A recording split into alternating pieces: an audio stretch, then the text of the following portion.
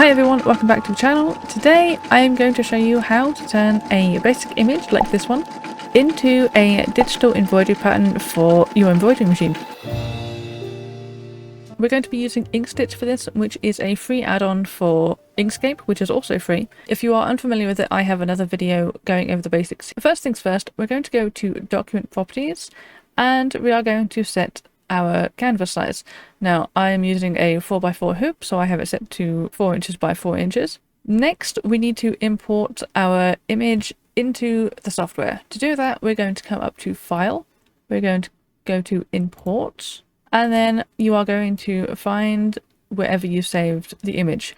I'm going to be using this image of a seagull. This is an image I found on Pixabay, and I will include a link to it in the description so you can create the exact same design that I'm doing today. This is way too big, so we are going to hit Control and we're going to use the mouse wheel to zoom out.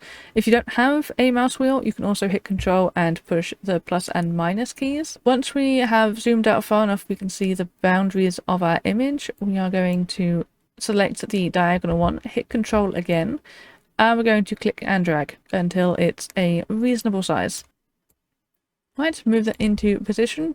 We're going to zoom back in so we can see it better. Here is the image we want to use, and we're going to be turning this into our embroidery pattern. Inkstitch doesn't actually know how to handle this image. That's because Inkstitch cannot work off an image. So we are going to need to turn this into a bunch of shapes. Come up here to Path, and then Trace Bitmap, and this will open this new window off to the right. This is a multicolored image, so we are going to come up here to this second tab, multicolor, change it to the colors detection mode, and we are going to reduce the scans all the way down, and then we are going to keep increasing it until we have all the colors we need.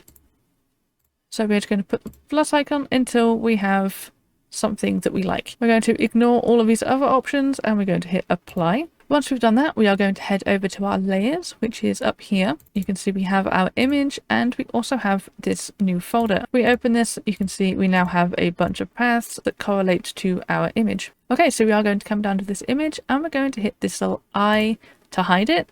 And I like to hit the little lock just so we can't alter this at all. Okay, so now we have a bunch of paths, but we're still not quite done. If we come up to extensions and Inkstitch and troubleshoot, and then troubleshoot objects, it will come up with a bunch of errors that it has found. The main one is we have borders crossing themselves, which basically means the shapes that make up this image aren't quite clean enough for Inkstitch to be able to interpret. This troubleshoot warning will be created under a new layer. I'm just going to come in here and I'm just going to hit this trash can to get rid of that. Okay, we are going to zoom in so we can focus on our bird, and we are going to work out what all of these paths do. This is the eye, we're going to double click and we're going to rename this. Path 2, it's less clear what this is, so what we're going to do is we're going to come up here to the left and click the nodes tool, and that will outline all the nodes. We can see that this is the beak and the bird's legs. The problem with this is we have 3 separate shapes and they're not connected in any way. Inkstitch does have a tool that will help with this.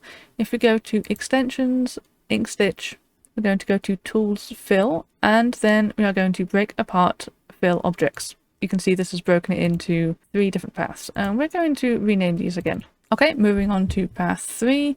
We have nodes that surround the bird and we have nodes evenly spaced around the outline. This path is likely for the background.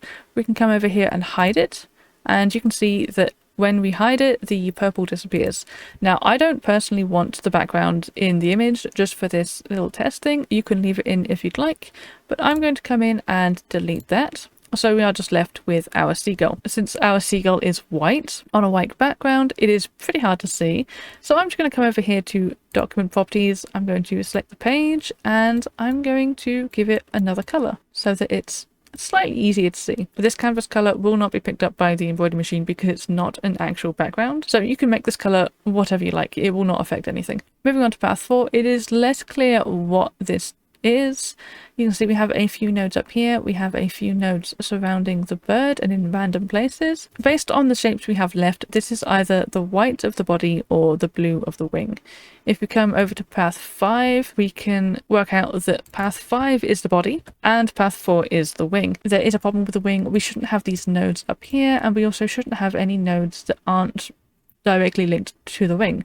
So we can click and drag, select these nodes, delete them, and basically go in and delete everything that isn't part of the wing. There is a little bit of a mess here, so we're going to zoom in closer so we can see it. We're going to try to not remove that little square node, but we can remove all of these. We're going to zoom in around and make sure that our wing is working as it should. There's another bit here that needs fixing, so let's zoom in.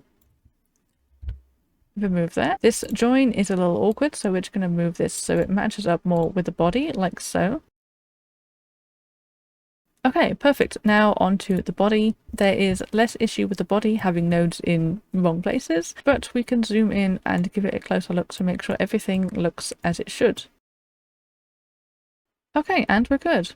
Let's zoom back out. Come back up to extensions, Inkstitch, troubleshoot objects, and it will tell us that all selected shapes are valid. Now I'm going to take this a little step further. This is a very basic design at the moment, so there are a couple of things we can do here. First off, let's fix the eye. At the moment the eye is being stitched in a back and forth pattern, which eyes tend to be round, so we're going to select the eye, we're going to open params, we are going to come over here to a fill method, we're going to change this to a circular fill. And we are going to move on to the beak. Let's open up params. As you can see, it's back and forth again. Now, if we do the circular fill for the beak, it doesn't look bad, but if we come over here to contour fill, it does give us kind of a nicer, more beak type shape. We're going to do that exact process for these other shapes.